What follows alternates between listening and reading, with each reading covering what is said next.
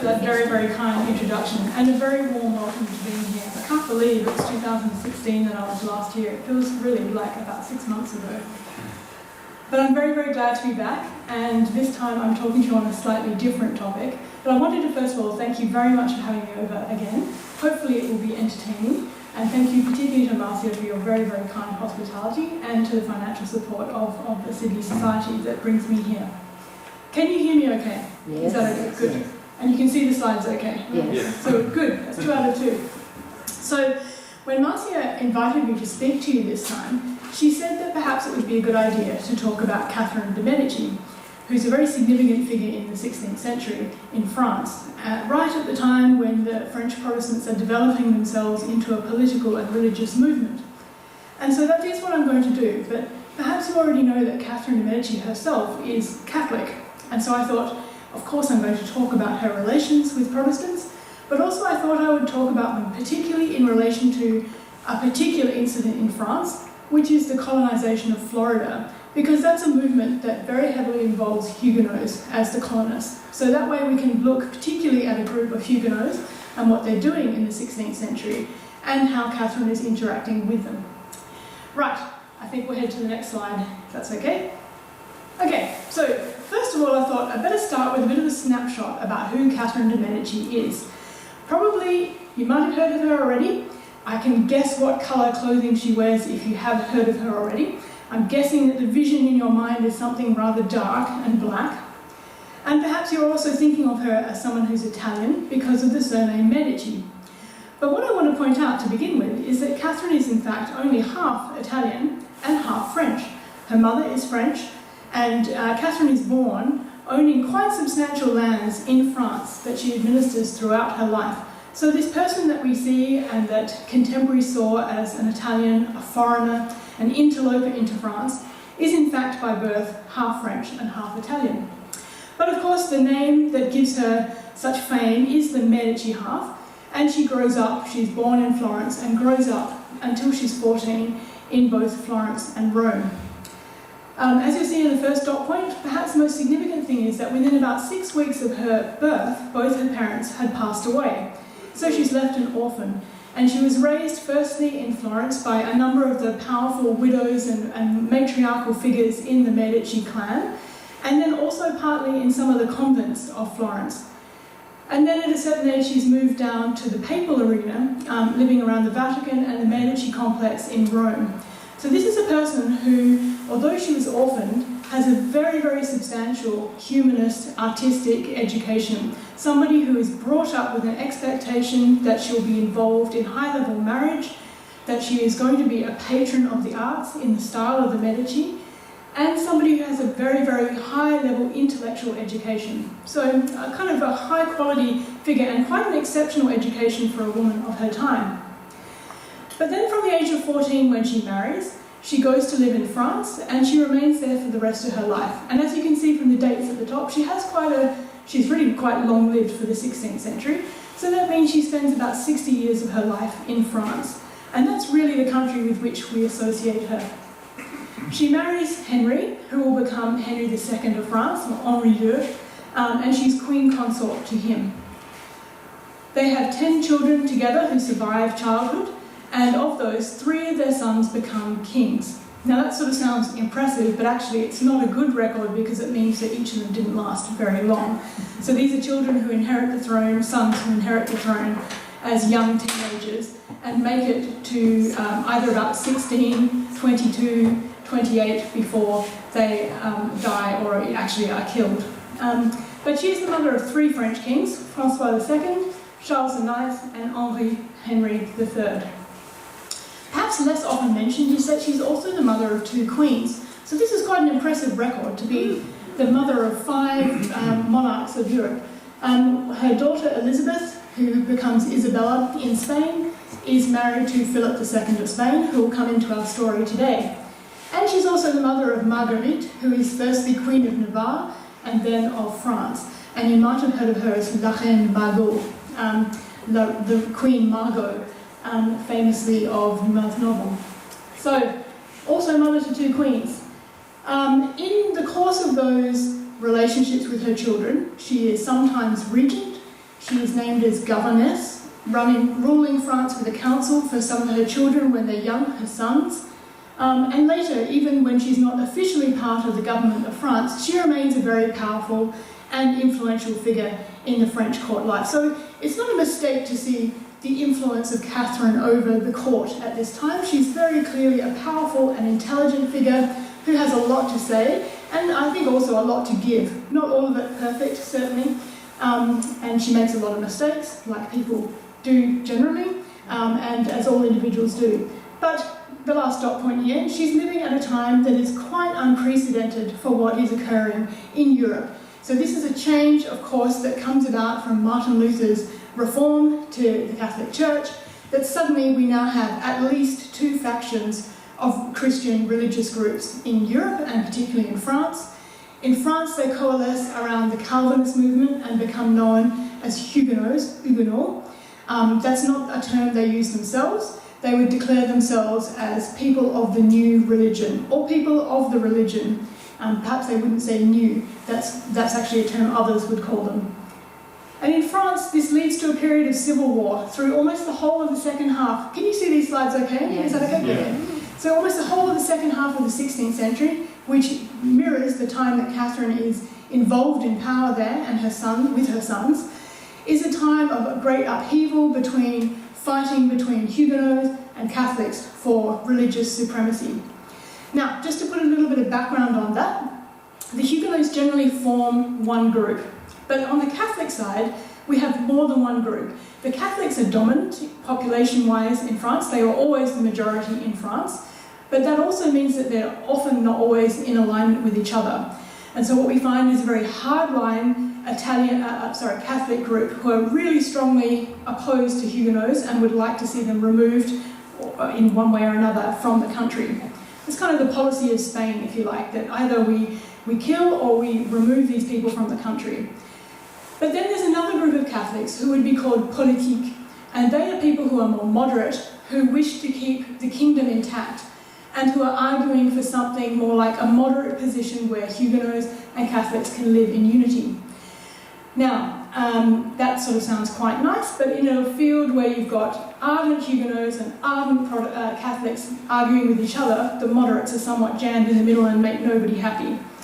And Catherine, who is looking after the kingdom for her sons and wanting to see a kingdom intact for her sons to reign, fits into that moderate group. So you can see, before I even go any further, that the group who are most likely to be attacked are the people sitting right in the middle, because they please no one, and Catherine sits in that group. And that leads me to my next slide, if we can. Thank you. Which is to explain some of the reasons people have heard of Catherine are because of what's known as the Black Legend, this Black Widow who did all sorts of terrible things. Now, I'm certainly not saying she was perfect, and she certainly made some very poor decisions, but I would say that's consistent with most rulers and people in power at this time. But what is significant is because she's a moderate who's looking to protect the realm for her son and argue for some sort of balance between Catholics and Protestants, she is attacked in propaganda by both those groups. So the Huguenots don't like her because she's not doing enough for the Protestants, and the hardline Catholics don't like her because she's not doing enough to get rid of the Huguenots. So that means there's a really huge amount of propaganda attacking her, and really nobody who's saying she's doing a great job. So that we're also in an era where printing has just come into Europe in the last 50 years. So if you map this back 100 years before, there was no printing press. There was no mechanism for pamphlet literature to make such a big impact. In the time that Catherine's living, pamphlet literature, really cheap material coming off the press, can happen very readily and very quickly. So she's a victim, if you like, of that kind of media frenzy. Not the only one, but certainly in France a really significant one. And some of the messages that came through in that propaganda have really stuck with us, and here is one that I'm explaining to you today. There's a very strong legend that goes through the Protestant material that she's a poisoner, and that she poisons people by giving them poisoned apples. And this is her way of knocking off people she doesn't like in the court. Now, we have that legend. It moves itself into the fairy tale culture of the 17th century. 17th century is when fairy tales start up as a genre. They're actually a political genre, a way of critiquing politics, but doing it in a way that's sort of fantasy and inoffensive. And as one of those, we end up in what we know as something like the Snow White story, with a poisoned apple from a kind of evil stepmother queen who looks in mirrors. These are all features that relate to Catherine. And then we head to Disney, where she's been captured, not as Catherine anymore, but as somebody whose features effectively represent the propaganda that was first made about Catherine. And it's quite an emotional and powerful image, and one that's been really hard to separate from reality for a long time. If you go onto the Wikipedia page for Catherine, you will still see comments about her being a poisoner, being involved in astrology. I should say astrology is something that most people at court are involved in. Physicians practice astrology as part of medical training. So it's not unusual for the time, but it's stuck to her in a way that's quite significant. Let's head on. Okay, so as I'm saying to you, this is coming out of propaganda of the time that she lives in, and it's been a very powerful influence for how we understand her. And here we have one of the very few illustrations of a very famous episode that happens in her lifetime, the St. Bartholomew's Massacre, where Catholics and Protestants came to Paris because they were celebrating a wedding, the wedding of Catherine's daughter Marguerite, to a Protestant prince. So this was an attempt to have a Catholic woman marry a Protestant prince, and it was meant to be a sign of peace and joy. And obviously that didn't quite work out, as the image shows you. And I'll come to the reasons for what actually happened in the massacre a bit later, but the point for us now is this is part of the perception.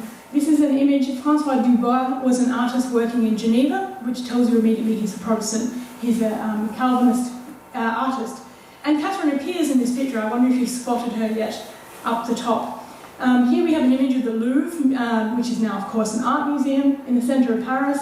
And Catherine, in black, of course, is emerging from the building and is sort of inspecting a pile of bodies there. As far as we can tell, it is at a bit of a distance, kind of calmly looking at these bodies while all these atrocities are going on around her. So this is the kind of propaganda that's coming out. This is visual propaganda. We don't have so much of that. But it remains with us again, this image of Catherine, this person who planned and was quite calm about the fact that half the population, not half, but a lot of people died, which really doesn't represent the reality. Jared, I wonder if we could go to the next slide. And we see again, this is translated into much more modern art. So here we are now into the 19th century with this fantastically named image. I love the title. One morning in front of the gate of the Louvre, as though this kind of happened every day. Here's Catherine popping out for her morning stroll, and oh look, there's a pile of bodies. Well, this is what I'm saying, the way in which ideas about Catherine and her relationship with Huguenots are telegraphed into something quite terrible, which is sort of, I think she'd be really shocked, given that she was a moderate who mostly argued for peace, to discover that she's now put forward as the leading Catholic murderer in this movement. Okay, let's jump to the next one. What I'm arguing, I guess, as I've said, if I can give you my version, is that what I think she's doing always is prioritising the Valois dynasty. That's the dynasty she's married into. It's the dynasty of her sons, over anything else. And prioritising the Valois means having a realm that still is intact, that hasn't broken up, and that is at peace. That's what she wants to see for her sons. That's what she wants to see passed on. And that's pretty logical. It's not really that logical to go and murder half your population. You're losing a lot of skills. Sorry, that sounds terribly economic, but let's say we've taken away the moral value of that. At an economic and a social and other level, that would just be a really illogical decision. So this means that she's encouraging this policy of moderation all the time and seeking compromise between religious factions who really were not interested in talking that language. And I think this is a period in history, and perhaps we could say there are some parallels to the present, where there are times where people don't want to have that compromise and they get stuck into their positions and they're not really listening to each other. And there is an appetite for peace and moderation. And that seems to be the case in this time. So while Catherine, I think, is quite pragmatic and she's adaptive to the situation, actually that's not the mood of the people. If you look around Europe at the same time, Philip II in Spain is completely hardline Catholic. Get rid of the Protestants, either exterminate them or exile them. We will have a kingdom that is completely Catholic. In England, we have almost the reverse situation. Or we have actually Mary trying to change the whole population to Catholic and then Elizabeth converting the whole population to Protestantism. So what we see is more, quote, successful countries are ones where the population is at least nominally all the same. There aren't too many examples of successful countries that manage both a Protestant and a Catholic population at once, which is what Catherine is trying to do.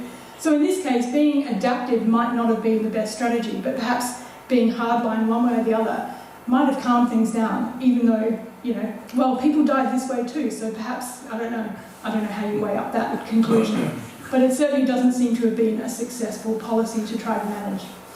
Okay, let's jump forward.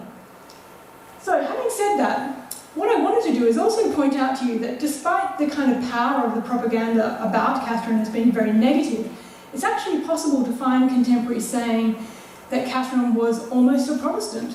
Now this is a line that you won't hear very often, but we do know of a number of publications published at the time of the Civil Wars where people are saying, actually, if we look into Catherine's history at the court, she supported Protestants. She wanted to know about the movement. And that does seem to be the case. From what we can tell, she came to the court at a time when Marguerite de Navarre, the king's sister, was a very powerful intellectual force. Marguerite de Navarre is quite famous because she wrote the first, one of the first kind of novel books, a set of novellas, called the Heptameron, and a lot of poetry. She's one of the major authors of the time. And she was known to be sort of tentatively exploring Protestant faith, and particularly through Clément Marot, who's a poet of the time, who set a number of psalms to music and translated them into French. Now, the key sign of anyone who's a Protestant in France is that they're translating things out of Latin and into the vernacular languages so that people can understand them. And then setting them to the music is absolutely usually a sign. If you've set the psalms to music and sung them in the street, that can usually get you kind of identified as a Calvinist or a Protestant. And yet we know Catherine and Marguerite are doing this at the court. This is some of the material that's coming out of the Protestant propaganda, and there is some evidence that she's certainly exploring ideas that would not be seen as mainstream Catholic. And the other thing that is going on at the same time here is her husband Henry, who we see here, is perhaps you already know this, very famously engaged with a mistress called Diane de Poitiers. Now, Henry and Catherine, when they get married, they're both 14. But Henry already had a mistress at that time. This is a bit of a segue, but it makes sense of the story. His father, Francois, who was the king, thought that Henry was a bit gauche and not very adapted to court life, and he wasn't sort of suave. He was quite shy. So he tasked an older court woman, Diane de Poitiers, who was a widow with 2 young children and 20 years older than Henry. He tasked her to try and educate the prince. But Diane's education of the prince perhaps went a little further than Francois was expecting, because she ended up becoming his mistress, and he was pretty much his lifelong partner. He had other relationships, but he always came back to Diane, if you like, and she was a leading court figure. So for the purposes of our conversation, what's important is that Diane is both a very influential court figure, very powerful influence over Henry, and an absolutely ardent, hardline Catholic. So in some of the propaganda of the Protestants, they see Diane as the problem, and Catherine is kind of the hope for something moderate that's likely to be more supportive of Protestants. Now, if we head to the next slide. Joe, do you mind going to the next slide? Sorry. Here's a little interesting discovery. I was in France in April this year, and I'd heard about a series of caves where there are 400 sculptures down a kind of limestone tufa cave that were made in either the 16th or the 17th century. And I've always been wanting to go there, but it's very hard to get to. You need to hire a car and go off the beaten track, because it's a very small country town with about 4 houses and this sign saying cave, so like cellar. Anyway, the town is called Denizé-sur-Douai, and I would recommend you go, except that the more people go into this cave and breathe, the more these things are falling apart. So it really needs to be digitally documented and reconstructed. But in amongst these illustrations, I'd heard there were several that depicted the French court. So there is one, as we see at the bottom here. I mean, these are naive carvings. There is one that is seen to represent Catherine, largely because it's got this kind of ruff around her neck, using that picture as a kind of illustration. But there is another which is said to show Henry torn between his mistress, who is the one with her chest exposed, torn between his mistress and his wife.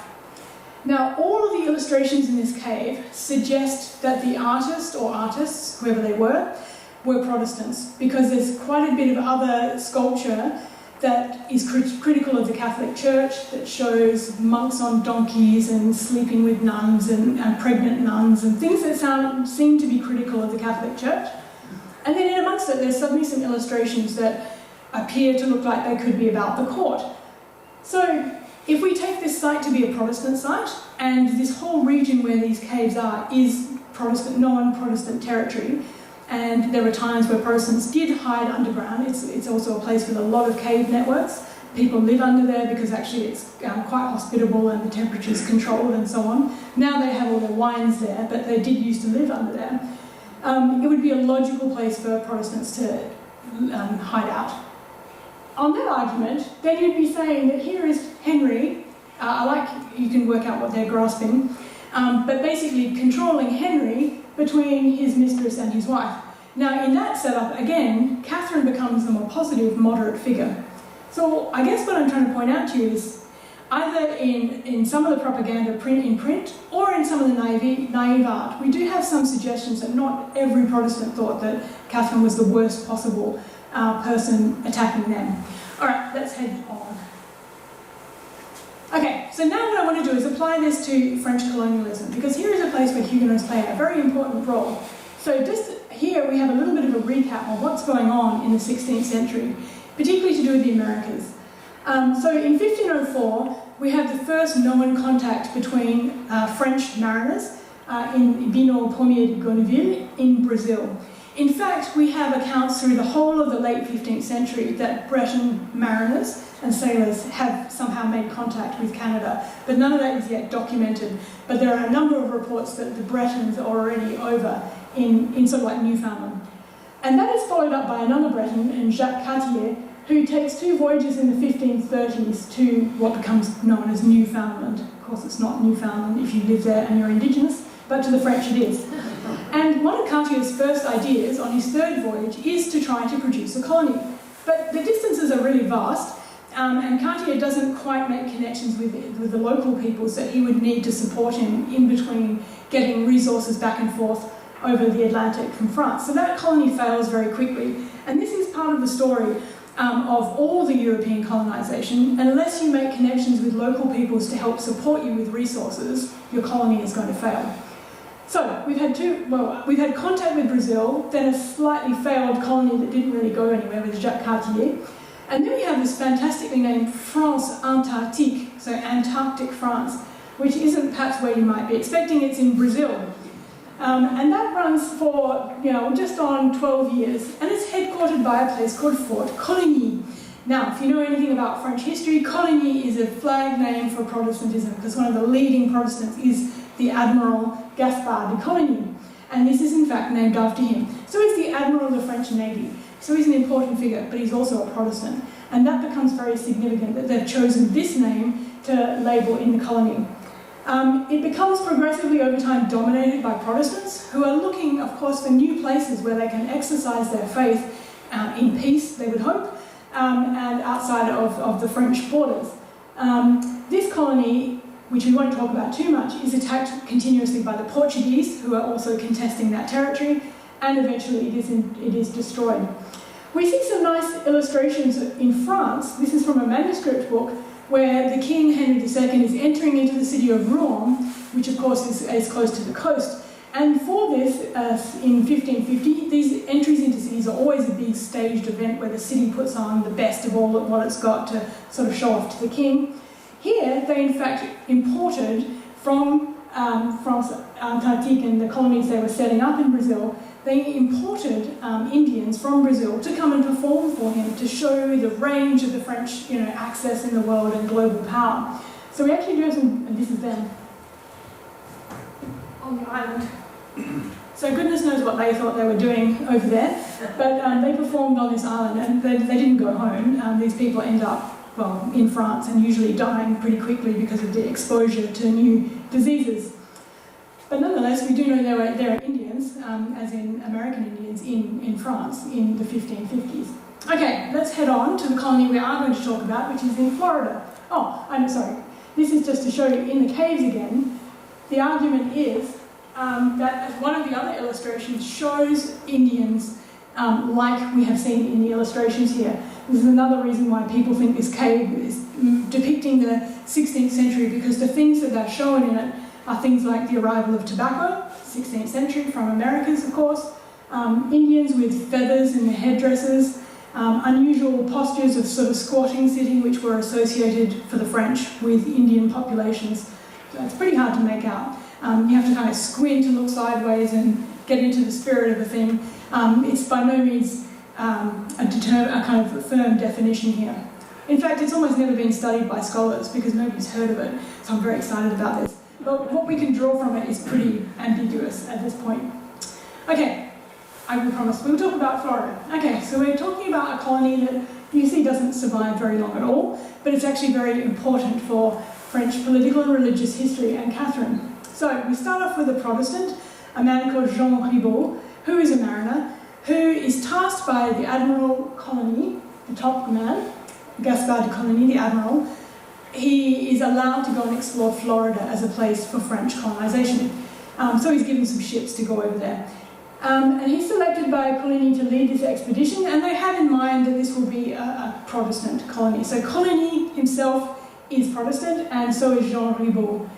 Now, one of the significant things, compared to what I've been saying previously, Ribault manages to make very good connections with the local people, the local Timucun people. There are several different groups of people in this area, but the Timucun is quite powerful, and Ribault seems to have made very good connections with them early on, and they help the colonists to settle. They might not have understood completely what they were in for, because the French are effectively taking their land over time, but they certainly helped them at the beginning. And they established a small fort called Charles Fort, which is named after the King Charles IX. It's now on a place called Paris Island. Okay. So Ribault takes his 30 sailors and says, right, you stay here, and I'll go back to France and get some more supplies. So it's a pretty small arrangement here at Charles Fort, sitting behind the timbered fence, hoping not to be attacked by anyone. But they've made an alliance with the local people, so they think they're safe. But it's a really long time between leaving Florida, getting to France, getting your new resources, where you've got to go to the court, argue the case that this is all working, get some more supplies, go back over.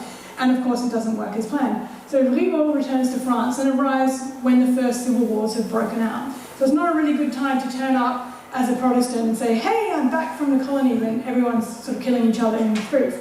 So he in fact turns around, jumps straight to England, where he thinks he'll be safe because they're Protestant. But Elizabeth, of course, sees him not as a Protestant, but as a Frenchman, and puts him in the Tower.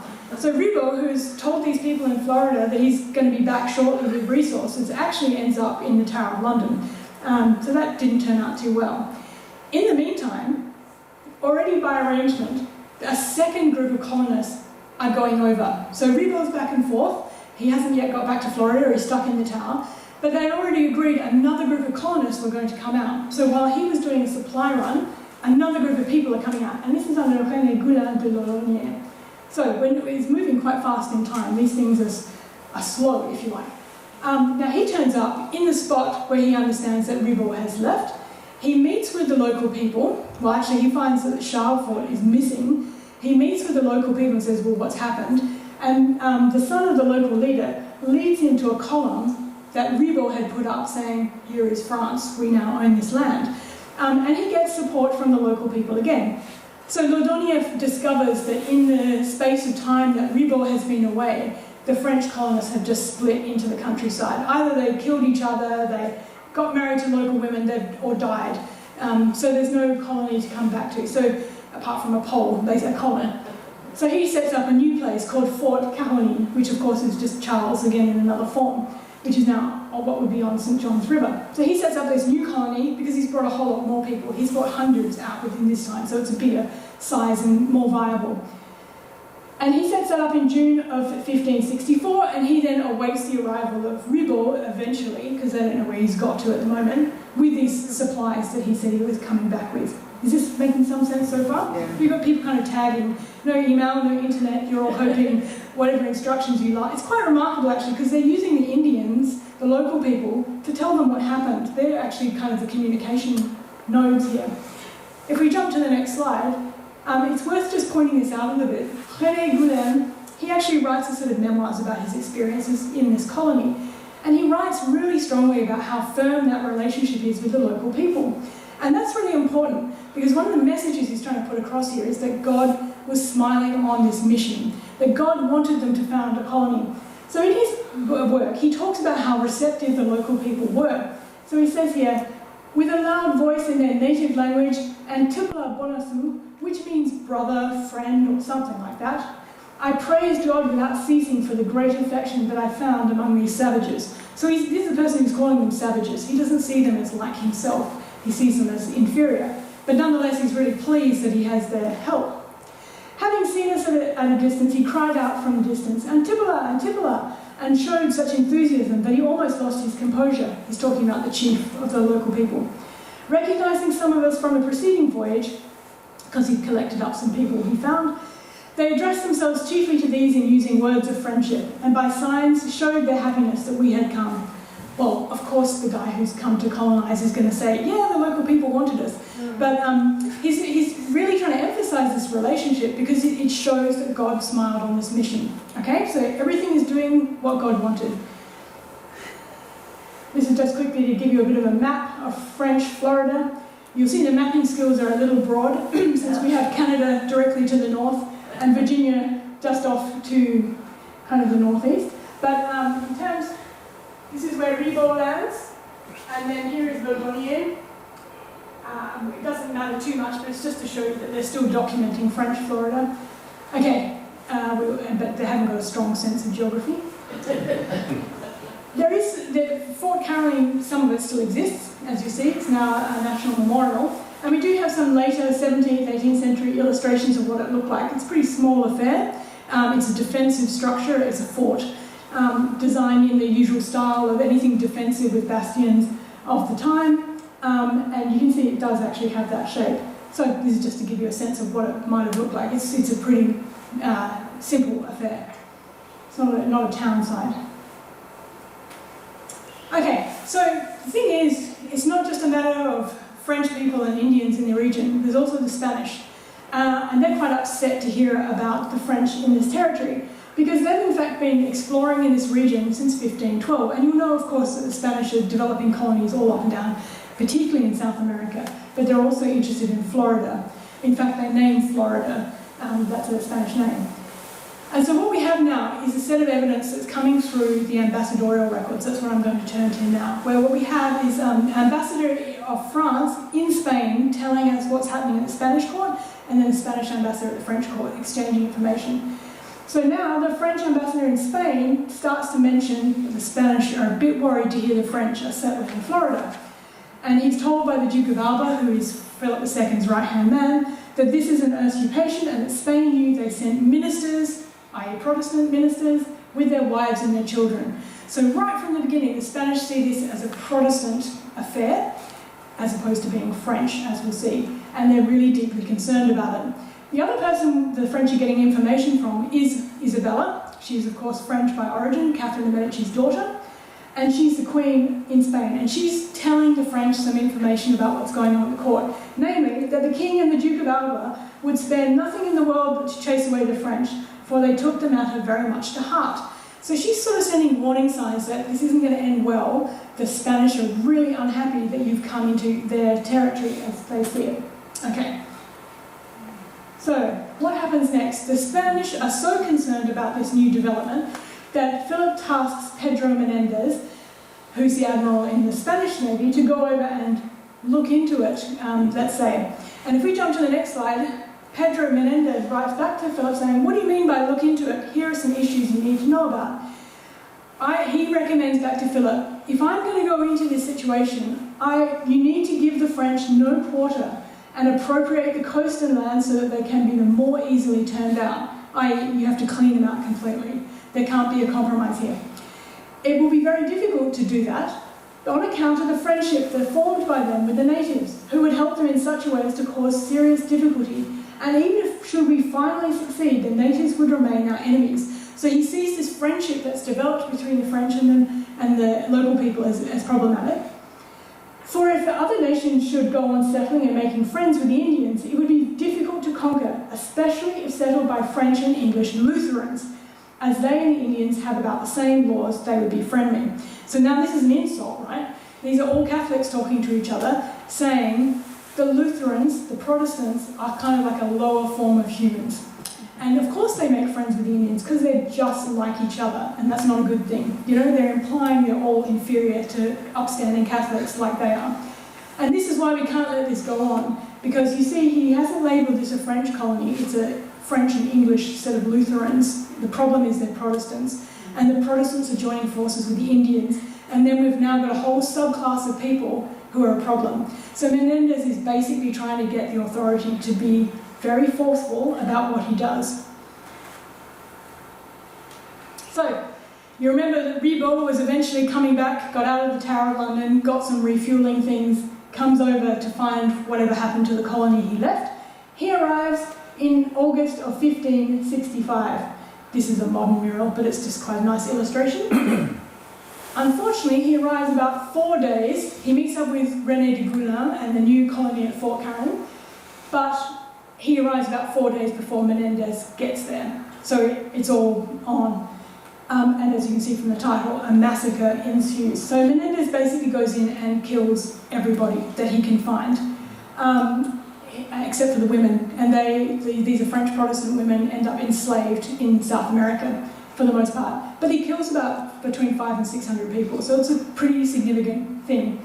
And now the place where it's happened is now called Matanza Inlet. And most significantly, perhaps, he gets Ribot's body, so he kills Ribot. Goulin actually gets away, which you might have guessed because he left memoirs. But Ribot doesn't leave memoirs because he dies. And he strings up his body with a sign to his column saying, I do not do this as unto Frenchmen, but as unto Lutherans. So Menendez is making the distinction, I'm not killing you because you're French, I'm killing you because you're Protestants. And that to the Spanish is a really important distinction. Because actually, don't forget, the Queen of Spain is currently the daughter of France. They're meant to be best friends, yeah? So the King of France and the King of Spain are brothers-in-law, and they're killing each other. So they can't kill each other as French and Spanish, but they can kill each other as Catholics and Protestants. Is this making sense? Okay, we head on. So, this news of a massacre trickles back to Spain pretty quickly. But of course it doesn't trickle back to France very quickly because there's nobody to deliver the message because they mostly died. And even René de Goulin, who does survive, there's a handful, maybe 12, 15 people survive. They survived because they ran into the bush, basically. Well, wouldn't be called bush. They ran into the forest. They're looked after by local Indigenous people, and they eventually, through those networks of Indigenous people, make their way back to France. But it takes a while. In the meantime, Spain hears about the news pretty quickly because they're like, yay, we've got rid of this Protestant colony. And Isabella, the French-born queen, starts to warn the French court something's happened. And she's basically writing to her mother, but we get this correspondence via the ambassador. And she says, she's kind of hinting about something that's already happened. The king does not want to suffer to have the French perched so close to his conquest, because his flotilla coming and going to New Spain must pass by there, so he doesn't want any obstruction. Therefore, it's necessary that if anyone goes there from France to that land, that they need to make forts to defend themselves and have the right equipment. Because nothing is more certain than that the king takes to heart the matter of Florida, to employ there all the force he can so as to chase away the French. In fact, it's already happened. She's trying to gently say, you need to be prepared because, you know, there's real hostility at the Spanish court for this. So that was November. The incident happened in August. Now we're in January. She's still warning Catherine about news that Catherine's about to hear. If it's true, madam, that the Spaniards did not spare anyone at all in chasing out the French, since they've taken this affair seriously, and if they've been victorious, your majesties will hear piteous news from your subjects that the Spaniards made all of them die cruelly. She knows exactly what's happened. This is hinting and prepping her mother for the news that's going to eventually come back to them. And then we have Catherine, who's still in the dark here, writing to Philip going, I don't really understand what the problem is. We've settled this place, you've settled your places, what's the problem? And so she says, Well do I know that some of our people have gone to a land known as the Terre or Breton. That's very subtle. She's calling this land Breton territory because that, of course, gives the French rights to it. A place discovered by subjects of this crown, i.e. the French. And in doing this, they neither thought to do anything prejudicial to the peace and friendship, nor was there any fault on our behalf, since this land we believe to be ours. So she's saying, I haven't done anything wrong. This is French known land and we've settled on it. But if they had in any way infringed upon the affairs of the Catholic king, Philip, they would be admonished and commanded to use caution there. And if they departed from those orders, my son the king would take their doing as an offence against himself. So he's saying, there's no problem with us setting up a colony because we discovered this land and it's French. Obviously that's disputed. And if they had done anything wrong there and upset you in any way, well, it would be up for my son, the King of France, to sort them out, i.e. not for you guys to discipline them. Okay, next slide. And then she keeps going. We understand that commerce is free between the subjects of friends, because she has to keep emphasising we're friends, right? We're friends. You wouldn't kill friends. And the sea is not closed to anyone who goes and traffics in good faith. The kings of France are not accustomed to letting themselves be threatened, i.e. by the Spanish. My king, as in her son, may be young, but not so unknowing as all that. So she's sort of saying, like, you know, he's got his territory to defend and we don't need you to help do it, thanks very much. And it's free, commerce is free on the oceans. So Philip then writes back, we demand that the king punish the admiral colony as a disturber of the peace and cause of the disorder that had ensued. So firstly, he's telling her that something happened, and he's pinning it onto Coligny.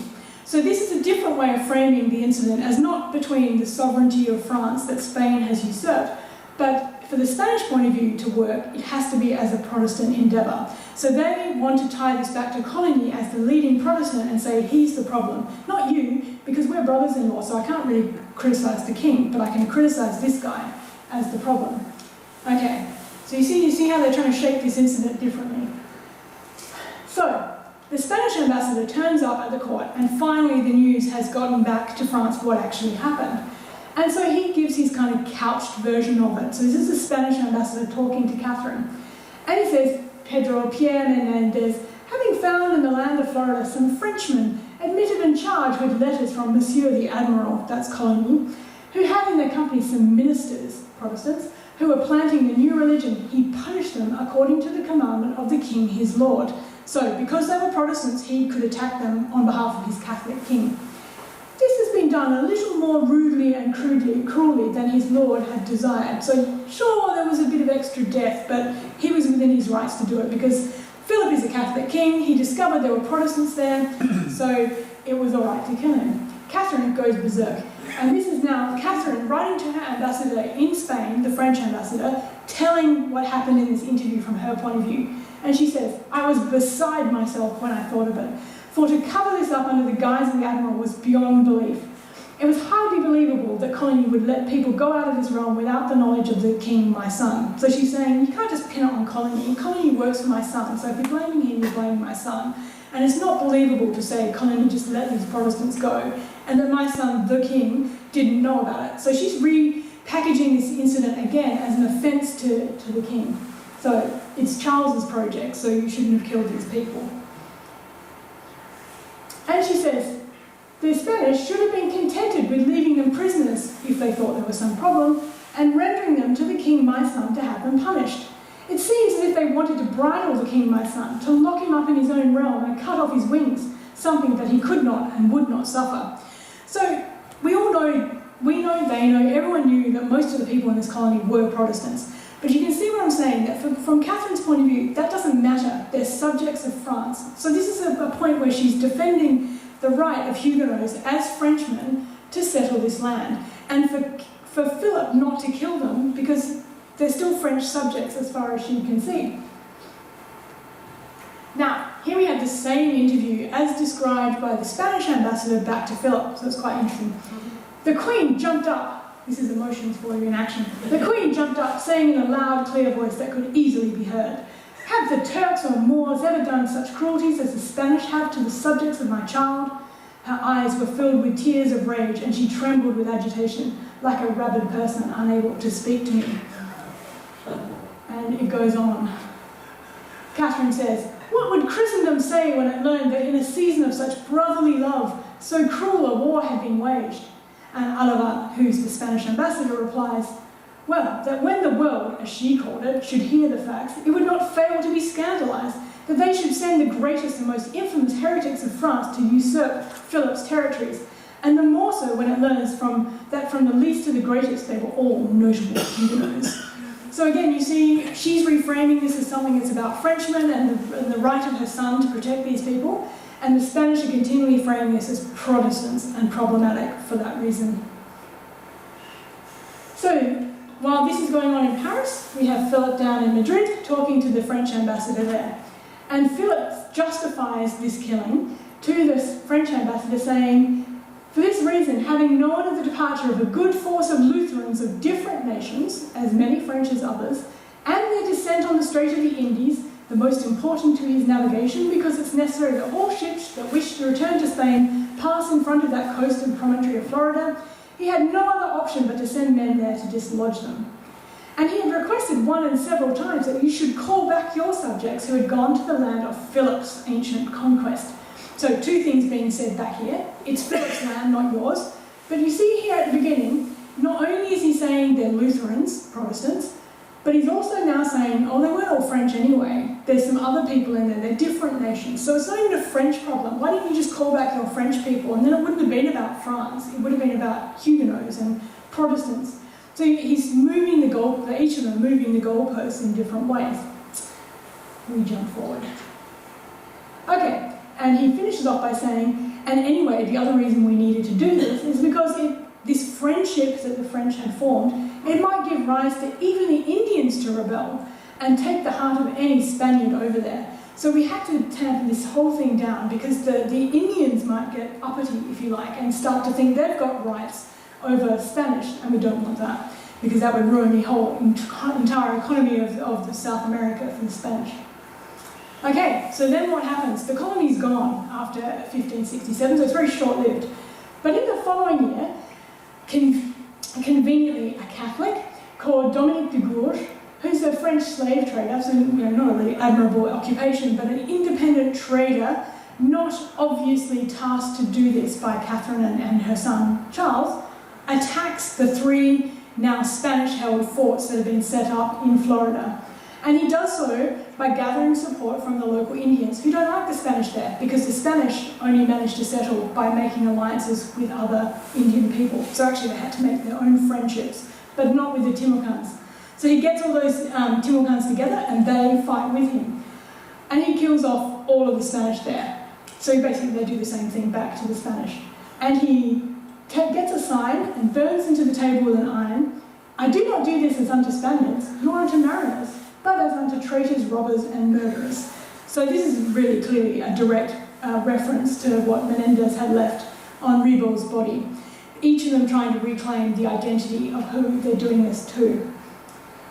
Okay, so what happens at court? Well, pamphlet literature goes wild, telling the story of what Dominique de Gourges had done, his victory, if you like, over the Spanish. And Alava has to come in, he's the Spanish ambassador, has to come to Catherine and talk to her about this. He's of course very cross.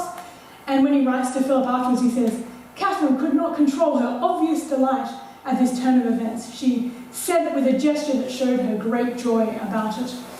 So, yes, it does look a little as though the French here, but neither of these colonies succeed because each of them is pushing back against each other. And in this case, Catherine can say, "We didn't do it. And actually the person who murdered your Spanish was Catholic, so it's not about religion at all. It was about something else. I don't know what." So I bring this incident to you, and I'm finishing up now, to try and think about the ways, what Catherine's trying to do here. I'm not suggesting by this incident that Catherine is fully promoting the cause of the Huguenots in any way whatsoever. I think she remains Catholic throughout her life, and I think if she had her way, she'd be quite happy for the whole kingdom to be Catholic. But what I'm showing you is this incident where clearly Protestants are leading this colonisation movement, is that she can very happily support them as long as they remain under the will of her son. So in the context of Spain interfering, she's not interested in whether they're Huguenots or Catholics, they are French. That's what matters to her in this case. And in that case, Admiral Colony is working for the French and doing what they want. He's not a problem to her. He's helping. So this Huguenot composition of the colony, she never references. You don't see it in anything that she ever said. Never got mentioned. They're always French. It's only ever the Spanish who keep bringing that in as a problem about the colony. So what she's trying to do at all time is assert that her son, the king, deserves respect as a monarch who's meant to be on par with Philip II of Spain, and that he is responsible for looking after his people and not having Philip police them for him. And just to finish up, what I'm concluding here is that if we try to think about Catherine's relationship with Huguenots, what matters is how well any people, hardline Catholics or Protestants, how far they support her son. And as long as they remain under the authority of her son in all they do, she's generally happy to keep them at court. She's happy to keep them talking to each other. And Coligny, as probably the most significant Protestant in the court structure and in the French government structure, is really fundamental to most of French's colonisation in this century. So he's involved in the Antarctic, Brazil colony. He's clearly involved in Florida, and another colony which we know very little about, didn't get off the ground, but it was called the Austral Lands Colony, which of course gets everyone excited because we don't, in fact, in the documentation we have, it's never specified where those lands are. Austral, of course, means something to do with south, but we don't know where precisely that might have been. And he's the leading person in French colonisation until his death in 1572. Now, coming back to St. Bartholomew's Massacre, you perhaps know that Coligny is the most important person who is killed in the St. Bartholomew's Massacre. His death is the beginning of the whole massacre, in that he's in Paris for this wedding that we talked about at the beginning. He is shot in the street by, we presume, a Catholic opponent, who it is completely unclear who it was who tasked this guy, if anyone, to do it. He shoots him, misses, shoots off his finger, but Coligny escapes alive, except fingerless.